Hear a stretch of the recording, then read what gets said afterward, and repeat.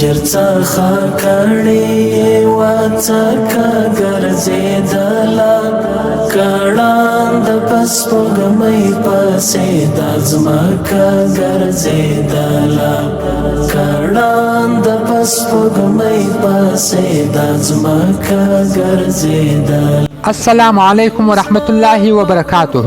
د پاکستان په هره سیمه کې د افغان مهاجرینو ټول مشرانو، علماو، سپینږیرو، مخورو او با احساسه ځوانانو څخه دا غوښتنه کوم، اوس د پریکړې وخت دی.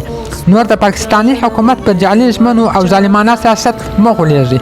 د پاکستان حکومت خپلو خلکو حقوق نه ورکوي، نو د افغانانو به څه قدر او عزت وکړي، څه رحم به وکړي او نه به هم د انسانیت ارزښت ته قایل سي. دوی هر وخت د افغانانو مال او شتمني لوټ کړي، ماشومان، خویندې، منځې او سپینږیري یې توهین کړي، ځوانان یې شکنجه کړي او د افغانانو عزت یې تر پښو لاندې کړي. قدرمنو مشرانو، اوس وخت را رسېدلی دی چې ټول د یو ملت په توګه سره راټول سو. ټول افغانان له تاسو غواړي سمدستي خپل ګران هیواد ته راستانه سئ او د خپل هیواد د آبادولو لپاره سره یو موټی سو. خپل هیواد باید په ګډه جوړ کړو. پاکستان کې نور د افغانانو هیڅ عزت نشته او ژوند یې له خطر سره مخ دی.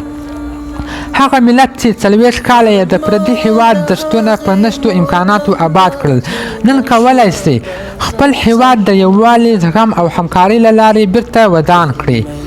راځئ چې نور دا ذلت پای ته ورسو، پریکړه وکړو او تصمیم ونیسو چې ټول په ګډه خپل وطن آبادوو، خپل سرنوشت په خپله ټاکو او خپل عزت بیرته ترلاسه کوو. د پاکستان خاوره نوره زموږ د اوسېدو نه ده او هغه خلک چې د پاکستان په جعلي شناخته کارتو خوشحاله دي او پانګونې یې کړې دي، د هغو څخه د یو افغان ور په صفت په کلکه غوښتنه کوم، وخت مه ضایع کوئ، ژر تر ژره خپل هیواد ته راستانه سئ. که ټوله مهاجر افغانان هیواد ته راستانه سول او تاسې بیا هم هلته میشت واست، ډېر ژر ده چې تاسې به پښیمانه سئ، خو بې ګټې به وي.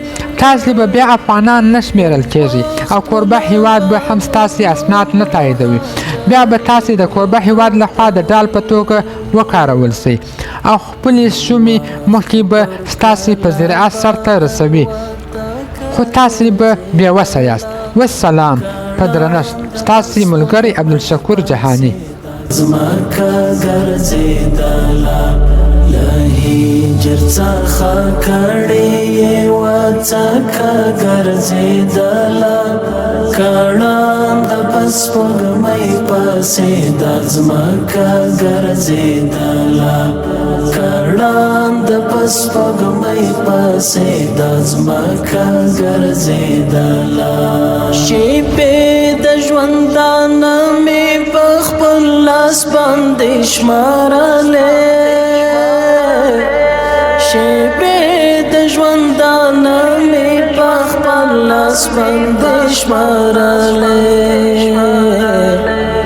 او ستانه د ساعت مې هر وخت ځکه ګرځېدله کړان د پسپوږمۍ پسې دا ځمکه ګرځېدله له هجر څخه کړې وڅکه ګرځېدله کړان